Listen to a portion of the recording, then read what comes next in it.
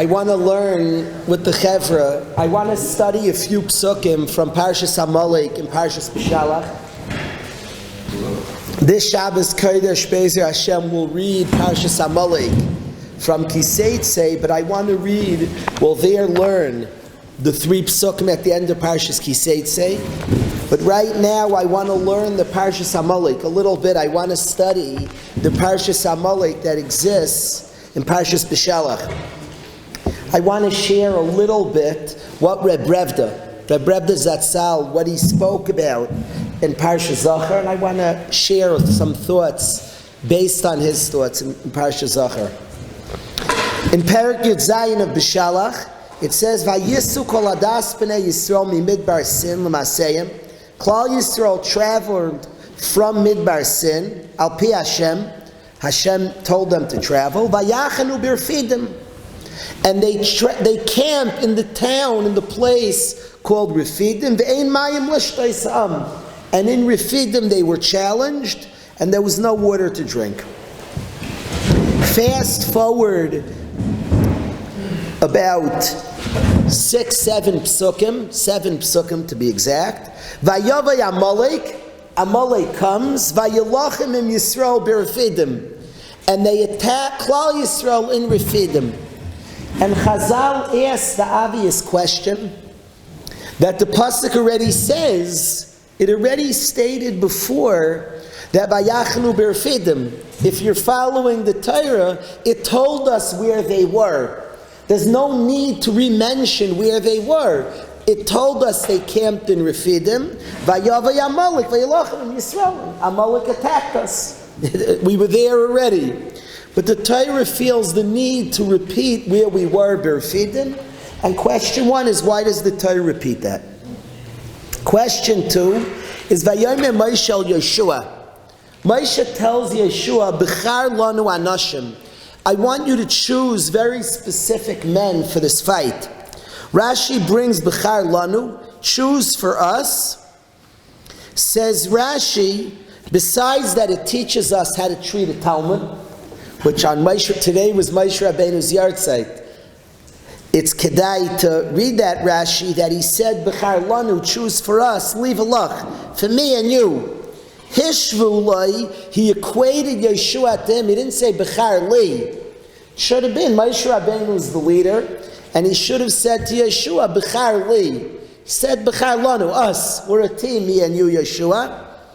Says Rashi Mikan, from here, Amru Chachamim, the Chacham teach us, Yekavod Talmidcha Chava Lecha Kishalcha. The honor of your student should be equal to your own. And we learn from here that he gave tremendous honor to his Talmud Yeshua, and he said, B'char lanu, choose us people. Continues the next Rashi, B'char lanu anashim, Gibayrim v'yarei chet. Choose very strong men, people who have Yirah Shemayim, Shetei Zechusan Misayasan, that their merit should help us win this war. Rashi has a second pshat that Amalek was a Baki in Kishuf, so get people that know Kishuf, but let's focus on Rashi's first pshat. Rashi's first pshat is Gibayrim v'yarei chet, strong people and people who fear sin.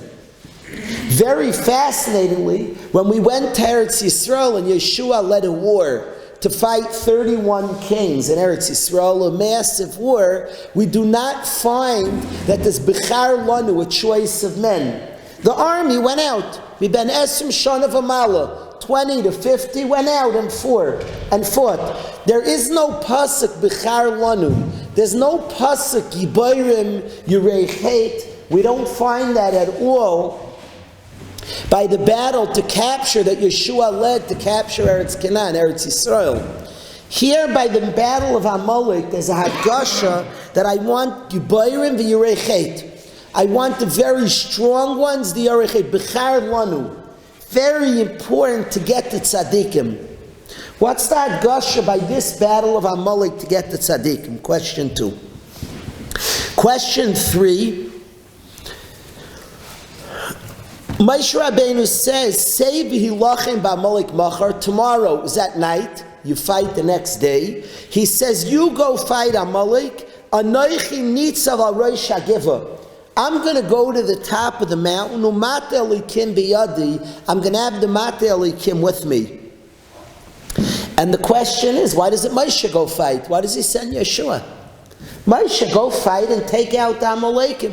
Why does he send Yeshua? He says to you, go fight, choose your eched and fight, and I'm going to go Rosh Hagiva. Question 4 is, why does he go to the top of the mountain?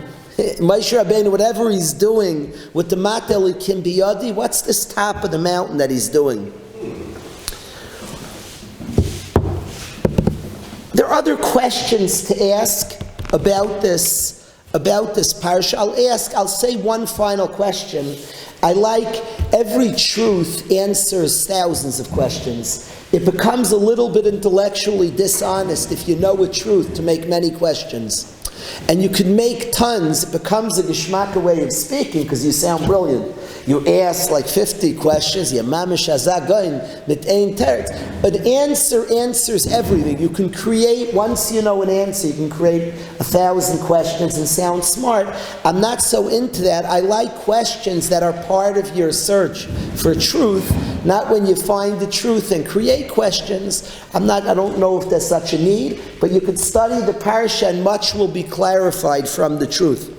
But another point, it says, Vayachlosh Yeshua es Amalek. Yeshua weakens, Chalash. He weakens Amalek by the sword. What's this, he weakened? He doesn't beat them, he weakens them. Says Rashi, Chadach Roshei Gibayrav. He chopped off the stark Amalekim. V'lo hishir el chalashim shebehem. The weak Amalekim he left alive. V'lo hargim kulam, he didn't kill them. And Rashi says this was Gzeira mipi Hashem. Mikano lumedim she'asu al pi adibra shel Shechina. That was Gzeiras Hashem. Kill the Shtarkis, leave the weaker Amalekim alive. What's the deal with that? It's very fascinating. The next psukim, Hashem says, Macha emcha zecher amotach shemayim. The next psukim speak about an inyan that one day we're going to destroy Amalek. So why not now? There's a hadgasha here that Yeshua didn't kill them all. Vayachlosh, he weakened them. He cut off the strong ones. He weakened. Maybe we call it today to demilitarize. Like he took away their shtarkis, but they were nishar b'chaim. He left the weak guys around. What is this that Yeshua? It's like very mysterious. The Yeshua only cut down the strong ones and left the weak ones alive. What's happening here? That's a few questions that we could ask. We asked 5. What did you say? Nachum, all the 5 questions? We can repeat the 5 questions. We started why it says the city called Refidim. It already told us that Klal Yisrael traveled Mimidbar Sin to Refidim. It's question 1. Question 2 is why he said to Yeshua, B'char lanu, choose the strong men Yirei Chet in the battle against Eretz Canaan. Anybody, 20 to 50 fought. You don't find the strong ones fought, the strong in Yirei Chet. 3 is why did Yeshua fight altogether? Let Moshe Rabbeinu fight. He said to Yeshua, question 4 is Moshe Rabbeinu went to the Rosh Hagiva. He went to the top of the mountain. What's this Inyan? Moshe Rabbeinu, what was happening at the top of the mountain? We'll see Psukim. We're trying just to learn simple pshat. And question 5 is it says Yeshua weakened Amalek. Why didn't he destroy Amalek? And there was some Gzeirim and Hashemayim only take out the strongest Amalekim. The rest can live. Those are the 5 questions we chose. The strong ones l'chayr were killed. It says Chatach, he uprooted them. So they were killed, the strong ones. Why didn't he kill the weak ones? It seems rather odd. Amalek's no good. To get rid of the weak, the weak guys can be banned. Later on they came back to hurt us. So let Yeshua take them all out. He only took out the strong ones. What was the inyan? Vayachlosh. Al pi Shechina, Rashi says, he only took out the strong ones. What's going on? So we have 5 questions to ask. Reb Brevda expressed very frustratingly, and I think this is an inyan of chinuch that all of us can really make a big difference in teaching our families and ourselves. Reb Rebbe was very frustrated how the Hanukkah story was told, how the Purim story was told, how the Pesach story is told. This point, b'siyata d'shmaya, I was mechaven, b'siyata d'shmaya, and it frustrates me, and I have many divrei Torah. It's just wrong way of teaching the story, and from young ages, don't teach your kid the story wrong. Please don't. It's a mistake. Reb Rebbe didn't have an aniyus hadas, and Reb Rebbe was upset how we teach our kids the story, very upset, and spoke about this around the world. Our kids will come home before Purim, if they're taught it this way, and again, my son is Zeicher to have a Rebbe who's going to teach it a different way. Which Rebbe? But I'll tell you, Rabbi Yechiel, I'll tell you how some teach it, and it's troubling. This is the story. There was a horrible guy, Haman. Horrible guy. Haman, they may put Achashverosh in there. Terrible Xeris. And Hashem came, Mordechai, Esther, Amalka, and he saved the day, and the evil guy was vanquished. That's the story. Now let's eat some Hamantashen, let's collect Mois Purim, let's give Shalach Manos, Geshmak. Life's good. The evil guy was defeated. That's the story they learn. An evil guy who did crazy stuff. There's an element of, I don't want to say apikarsus, there's an element that's so wrong to teach it. An evil guy arose, Mordechai and Esther, Hashem saved us. He bailed us out in the nick of time, and we got saved. That's how the little kid comes home excited. That is the story that they're sometimes taught. Chanukah was a different Antiochus, another evil fellow with his Gzeris. Baruch Hashem Atisyo came and saved the day. Mitzrayim, Paro is mamish achaya. These evil guys, the hero comes and saved the day. It's Kemat, the Western world, that's how they portray their movies and shows. The evil guy wreaks havoc for a whole long show. The evil guy is stronger, he does crazy zach, and at the end, the good guy, one way or another, saves the day. Every Western, every show has this is like the show. The evil guy comes, and then the kindness of God, the good guy, one hour or another vanquishes the bad guy. It's so tragic to teach the story that way. It's a lie. It teaches our kids to be very afraid. Bad guys are like real, they do whatever they want. Then like B'chesed Hashem, the bad guys, like complete wrecking havoc. You're very much in sync with Amalek's teaching this. Because Amalek teaches the very teachings of Amalek. Amalek's attack on a Jew, please understand and please ponder this. It's an important thing to think about. Amalek attacks you and they're not coming after you. They're not coming after you and me. It's interesting. It's very interesting. There's a guy in yeshiva who's a bucky. He's a massive bucky in haunted houses. He made one for our community. I don't know who here went to it. People in the community went. He made a haunted house, an expert. And he makes really good ones. He made one in our community. He's traveled the world, literally, the best haunted houses. He made one years back in our city. I went in with my family. That was scary, let me tell you. And he has a lot of psychology of haunted houses. He told me something that's fascinating, that what's much scarier to people is the scary guy should not be interested in you. He almost doesn't notice you. He's going after somebody else, and you're like, he describes psychologically why that's much scarier. Rabbi say, in the battle of Amalek, they're not attacking us because they want us. It's very important to be mispainin that Amalek's lo yori Elokim. It's a battle against Hashem. Milchama l'Hashem ba'Amalek midar dar. This is a battle of Amalek against God. The attack on the Yid is only because Amalek's claim and Amalek wants to uproot that there's no Hashem in this world. In Yemach Shemai's Lashon, he says, we are barbaric. We are proud to be barbaric. He writes in his book, Kamada, quote, we're barbarians, we're proud to be barbarians, we celebrate being barbarians, and there's one people who gives a guilty conscience, who teaches godliness to the world. He said, our battle of Germany against all other countries is but a facade. It's but a fake, and we're battling the Jew to uproot that we could be barbaric, that there's no Ratzain Hashem in the world, no connection to Hashem. That is Amalek's fight. They hate bris milah. They are chaytech the bris milah and throw the bris, the ice on our body of a human's connection to Hashem. They don't like bris milah. They're chaytech the milah and they throw it klape shmaya. They throw it to the heavens. This very exact. They throw it to the heavens. We don't mind God is there. This world, He's misalik. He has no connection. And the Yid, the way to uproot Hashem is you have to get rid of his ambassadors.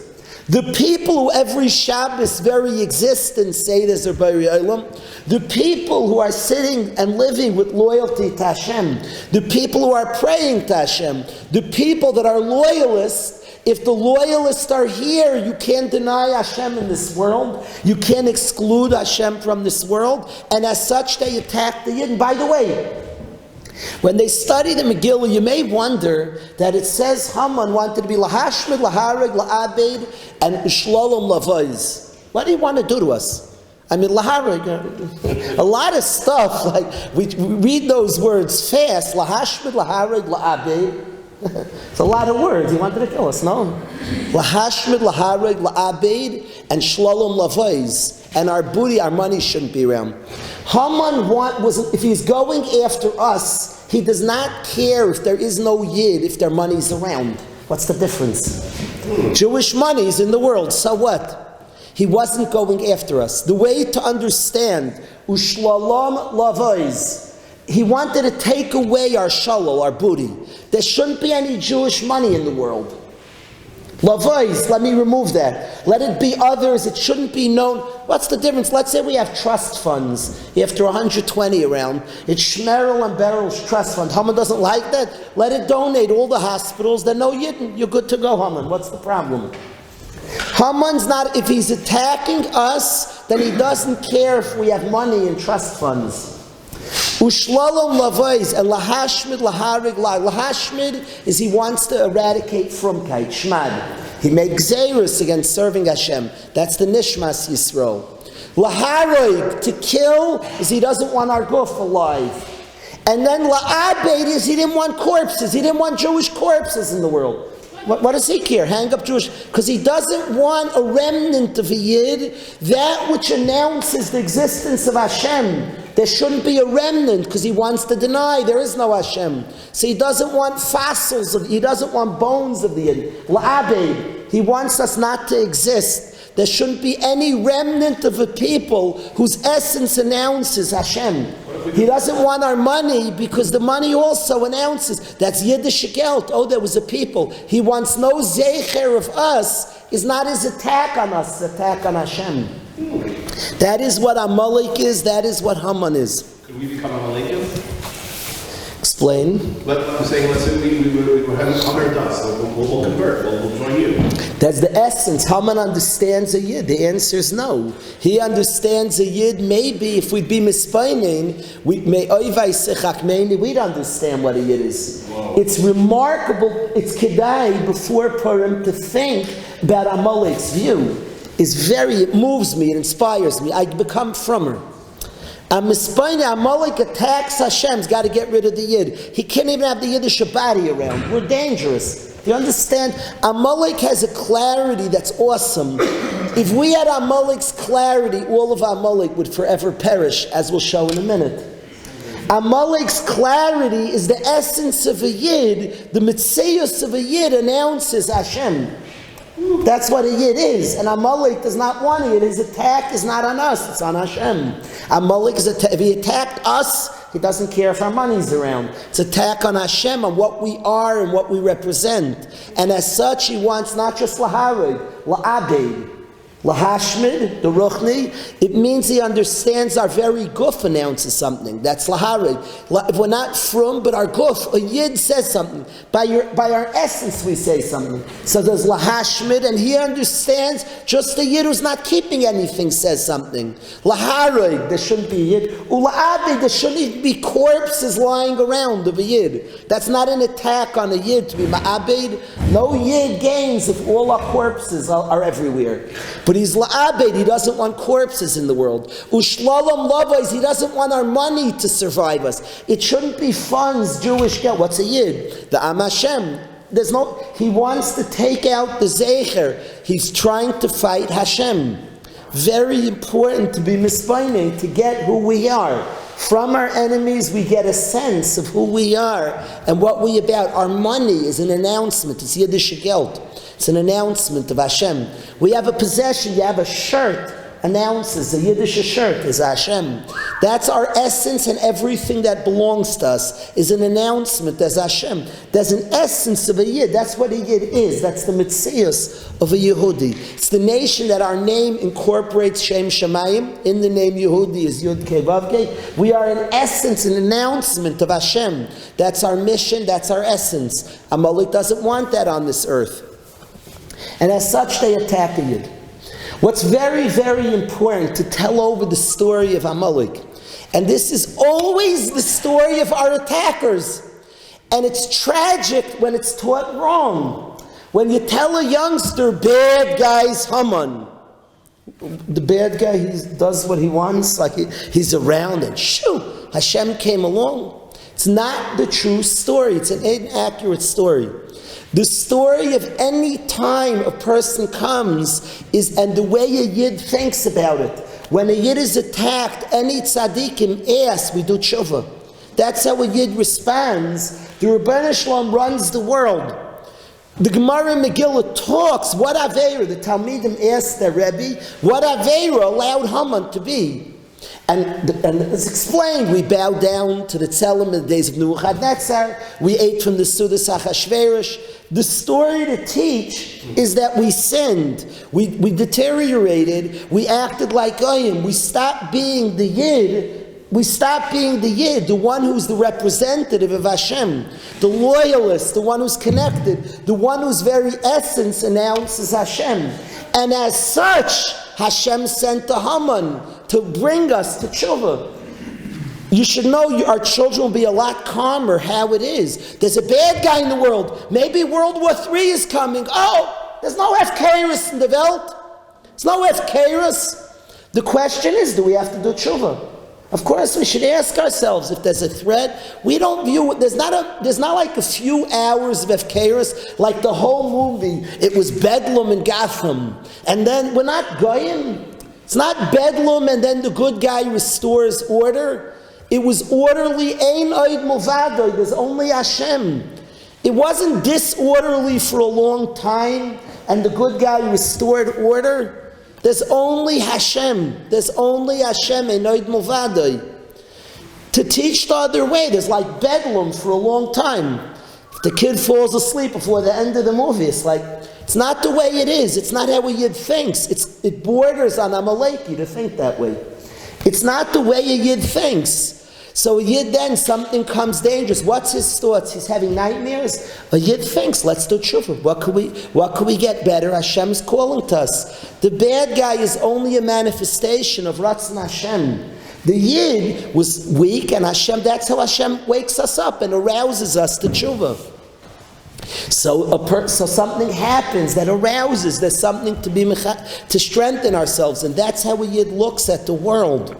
There wasn't hefkerus allowed. Do we always understand to the best of our abilities? We seek to understand what this is, why this was allowed. We seek to understand to the best of our abilities. That's how Yid's view. There's a bunch we don't always understand. We don't claim. We try.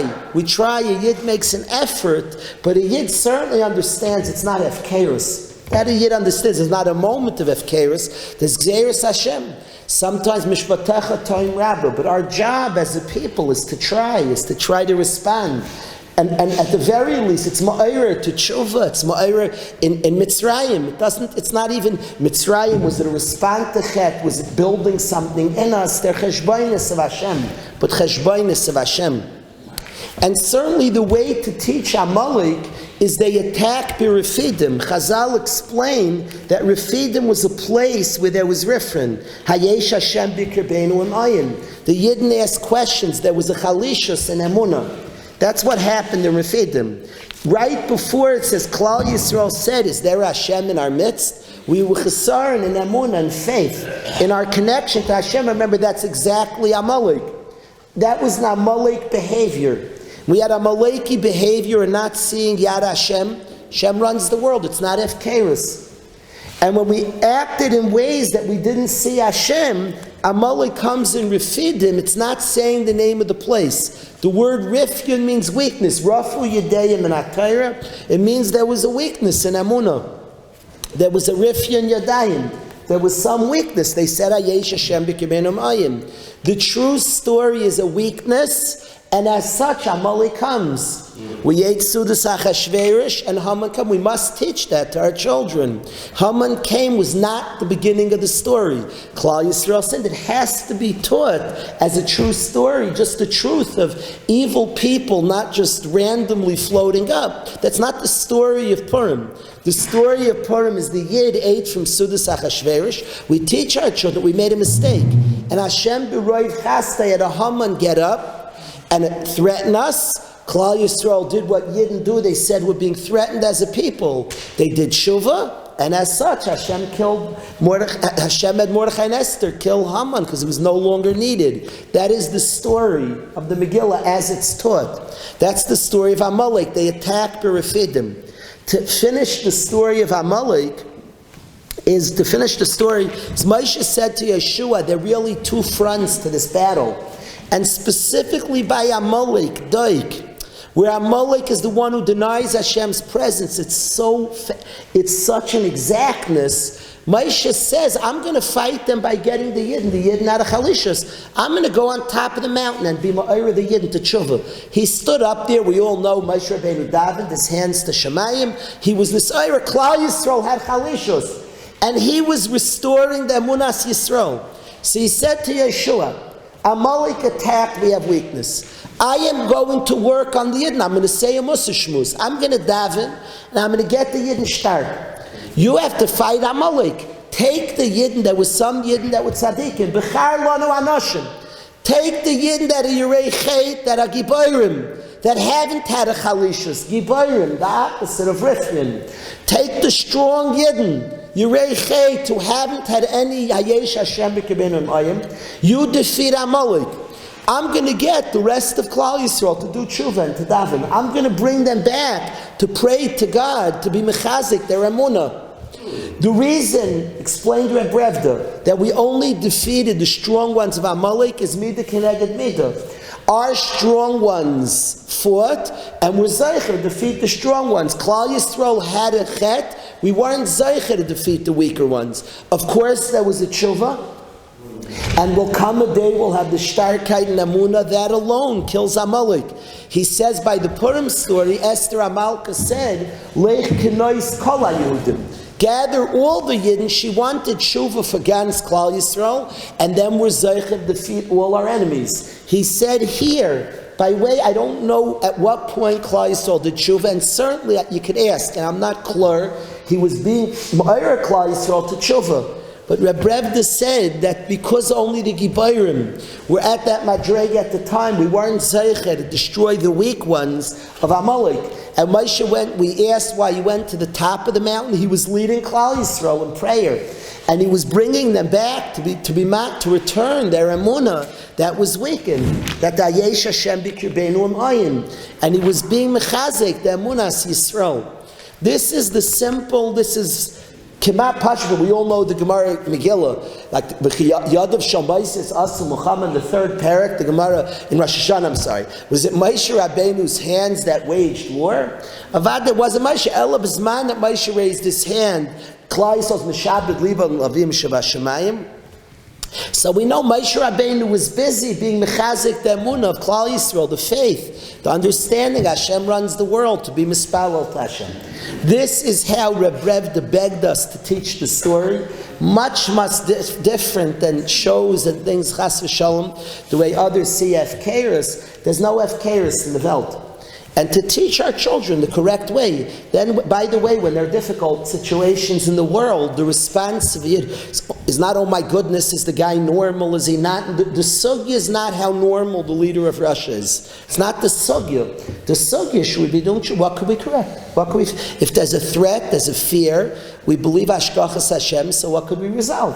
Then we have to think. If we don't have a clear message, so we have to try to think as a people. That's not how we don't look at Hefkerus. It's not how we don't look at a Haman that's never... Klal Yisrael didn't analyze how crazy Haman is. They did, but they had a tzayim. Tzumu alai. They did shuvah. Klal Yisrael had a yom tzayim, a yom tainis. They did shuvah. Amalek attacked Birifidim. What Moshe Rabbeinu said is, I'm leading the war. The Iker war, I'm going to be Chayzer the Yidden, back to Amunah. We're going to talk to Hashem. I'm going to go to the Rosh Hagibah, to the mountain. Moshe did lead the war, my friends. He led the Iker war. He brought Klal Yisrael back to Tshuva. He said to Yeshua, take the Anashim that are already stark. They'll have certain merits. They'll have a war. They were able to beat the Gibayrim connected the Gibayrim. Vayachlosh, I'm going to have to work on the people. During this, we'll have a Cyrus of Tshuva. So that's the story. That's how we understand the story. I'm sorry? Yeah, this is how it has to be taught. I think there's a weakness to the story. There's a shekhias to the story that's not saying the stories that happened. There's a story, the Gemara speaks with Torah Shabbal Peh, that speaks about the Ched of Klal. So the story has to be taught. The reason there was a Haman is we ate from a Suda, and then Klal Yisrael bowed by Nebuchadnezzar. The Gemara brings two pshatim. They bowed down. They bowed, or they ate from the Suda Achashverosh, and then Hashem sent to Haman because Klal Yisrael Chatoim. In our matziv of Nisayon, we asked what we need to fix up. Klal Yisrael did a tshuva, and then Hashem sent the Yeshua. That is the story. That's the precise nature of the story. We've said here before, we studied together the amazing Nachlas David. The Nachlas David asked that the Anhaga, the Megillah, is Refuah Kaidem Amakeh.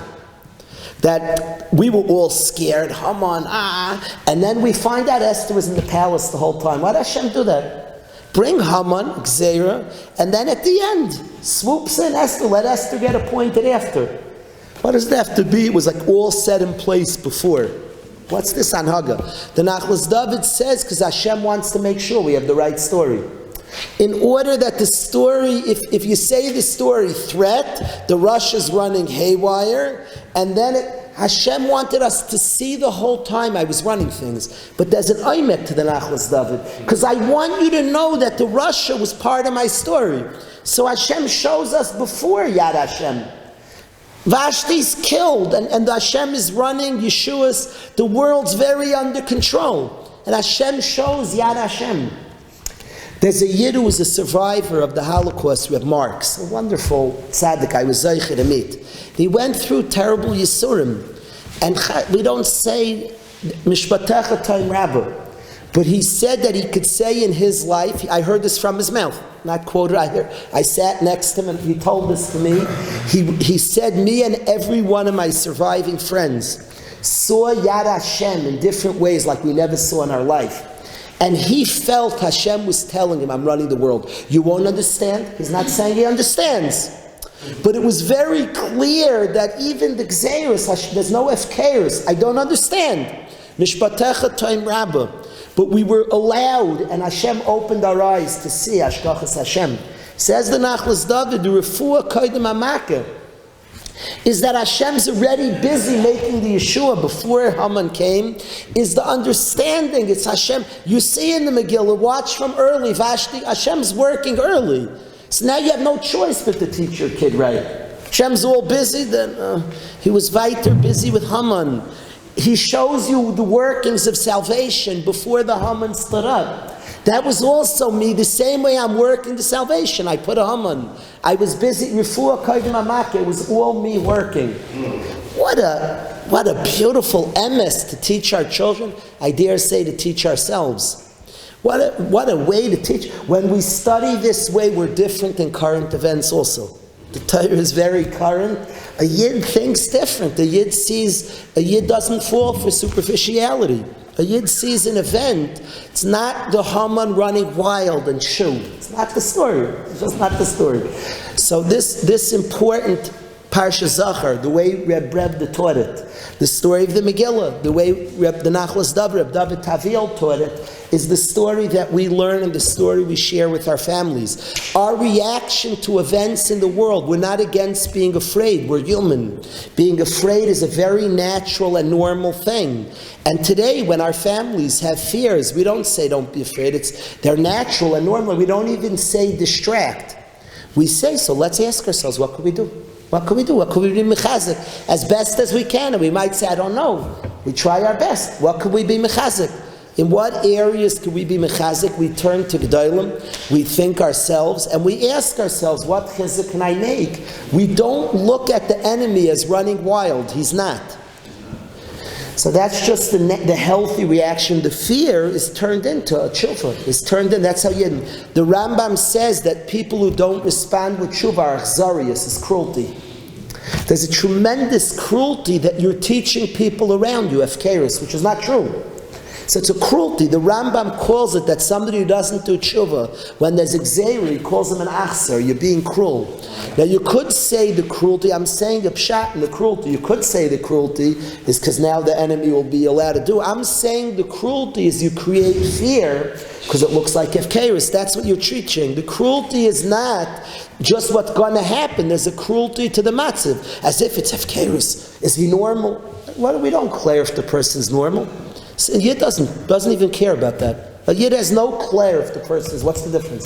You want to Goyim have to declare higher psychology. A Yid teaches something much different. A Yid's not declaring how normal or crazy the person is. If he's normal, I don't have to be so worried. If he's crazy, he's irrational. It's not the sugya. It's not the sugya. It's not the sugya. It's not how a Yid learns up the sugya. There's a sugya of a clear of a pachad. Hey, Hashem allowed a pachad. There's pachad, people saying scary things. A Yid responds. He's serious. The Yid asks, what can I be mechazik? And he's mechazik in an ernst way. He makes a chizik. The chizik he can make, the chizik that it appears to him, the chizik that our leaders share with us needs to be made, and the Yid's mechazik. That's what a Yid responds always, all through the dayers. That's how we learned up the story of Purim. That's how we learned up the story of Chanukah. We didn't start like making campaigns, political campaigns with Haman. Mordechai announced, Leich Kenois Rabbi said, we need 2 more light. Let's make a Yom Tainus. There are things we can improve, and he had improved. So I want to end off. What's the Achzarius? What do you say? What is the Achzarius? I'm saying the Achzarius is not that you allow the bad event to happen. The Achzarius is that you create a pachad with stam afraid of some mishugana. There's efkeris. That's the Achzarius. It doesn't have to be for what will happen, it's for what's happening. Now I want to end with a final pshat that I've asked this kasha my whole life, and this year I had a new clarity. But I think bedafka by Amalek for many years, and I've asked this olam why we have Tainus Esther. It's a fast that confuses me a lot. Every Tainus on the calendar, we fast for Chorban Beis Hamikdash, but we still don't have the Beis Hamikdash. There's no Tisha B'Av, no Kasha. Asar B'Tein no kasha, Shavas B'Tam is no kasha. Yom Kippur is a tainus, is a different type of tainus. Is a yom a person is not focused on Gashmias. It's a very elevated day. It's Kulei Ruchni. Fine. Tainus Esther, we fasted, all ended well. I mean, what's the tshuva today? It ended well. We're not at threat. What's Tainus Esther? Shvera Tainus, like such a funny fast. What are we doing today? B'yom Tzayim Tainisenik, B'yom Tzaru Gedoylan. What tzara are we in? It ended well. Achashverosh was killed. Haman was killed. Akati Abde Achashverosh. What's Tainus Esther? What is it? So it always bothered me. Shaburi asked the kasha. I want to say in light of what we're saying, The Mishabura brings to remember that Tainis Esther is meant to remember that the Yeshua comes from Tefillah. That's important. The Rambam's takeaway from the entire Megillas Esther, he says, Loidia, the Rambam at the end of Yad HaChazaka, his introduction to Yad HaChazaka, says that the purpose of the whole Megillah is to remember that Hashem's close to Klal Yisrael, and when we daven to him, he comes back. That's the whole Megillah. The Rambam sums up the Megillah, Migai Gadol, Sherakim Kraiv Meilav, who is a great nation like us, that Hashem is so close, and we daven, he comes back. That's the purpose of the Megillah. That's what the Rambam writes, the end of the introduction to Yad HaChazaka. So, Tainis Esther is to remember that the Yeshua happened from Tainis, from Tshuva. Now, Be'emes, it's funny, every good thing that we have is from that. But it's this Nekuda B'dafka by Amalek. Here, by more than any Chag, Amalek seeks to take away the Hashem's working in this world. And specifically here, there's not a moment of Hefkerus. Specifically here is to understand when Haman was acting, it wasn't like Hefkerus. Haman's a Shliach Hashem. The Asaras Tabas of Haman did more than 48 Nevi'im. Haman, all his work was as a Shliach of Hashem, causing his own downfall. So B'dafka here, is a Yom Tainis proceeding, is to remember the Yeshua came from Tefillah, and the whole gram was Chet, and the Yom Tainis was a Yom Tshuva. That's Gairim. The story was, we had Chet, we bowed, when we weren't supposed to, we ate from the Sudas Achashverosh, and we did Tshuva. That's the story. So Tainis Esther is part of the celebration. Of course, Nachdem, Haman's taken away. After we had a Tainis Esther and we did Shuvah, so of course Haman's removed, we did Shuvah. It's to put it as part of the story. The very day of Tainis Esther is to make sure we teach the story right. On Purim we say Haman was knocked off. On Tainis Esther, remember why he was there. Oh, we had a day of Shuvah. 1 second. Oh, the problem wasn't Haman. There's a story I have to tell.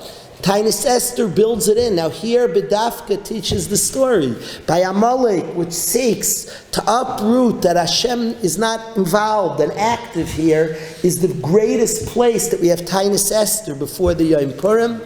I think this is a very important clarity for us and to impart to our families. All of us should be zeicha to have the great comfort that knowing Hashem fear to Welt. There's a tremendous comfort in that, tremendous. And specifically in the difficulties, specifically v'na'apaychu, that which looks so overwhelming and so impossible is all Shliach of Hashem. Purim is a little bit of a glimpse into it. We're not always zeicher to see this, by the way. We acknowledge in our life that we have things we don't understand. We acknowledge it. But we know there too that this story is not an aberration. It's the Yontiv of La'asid Lavai, Purim. It's a Yontiv that will endure. Purim is not an outlier story. What's unique only is that we get to see it all. Things are peeled back and you get to see that it's all Hashem. We don't always get to see it in this world. That's why Purim is very Asad Lavai. It's a very futuristic Chag, because Purim is like you just see, like the bad guys like openly, like peeled everything back and like getting a clear view that Haman's Kulei Shliach Hashem. That's a big inyan Adelayada bin Ar Haman Baruch Mordechai, a simple pshat, that the Ar Haman Baruch Mordechai, that you just see that everybody's acting in the way that Hashem wants them. Now the Rasha's a Rasha, and his thoughts and his ideas are wrong. He's not doing the Ratzon Hashem. He's not actively agreeing to do Ratzon Hashem. But the point that there's not efkerus, that it's all Yad Hashem, is the story is shown to us in a clarity.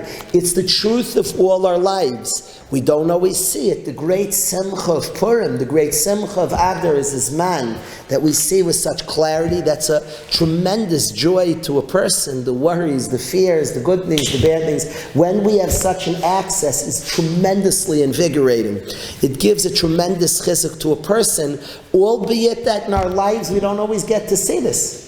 We don't always get this tremendous window, but Purim, it gives us, so it's not an outlier, it's not an aberration, it's just a window into truth, and a marvelous window that a Yid gets to see. Tremendous, tremendous window that a Yid gets to see. From the place of seeing this leads into Gulas Mitzrayim, leads into the open Nisim, The Nisim of Hashem, when you see everything clear, there are no nights. You go here into a Zman of no nights, of the Geula Aseda, that is just Laila Kiyamir, that everything's very, very clear. All of us should be Zeichet to see in the difficult and the challenges of life, to really gain this type of emunah, that Hashem's working, it's all Yad Hashem.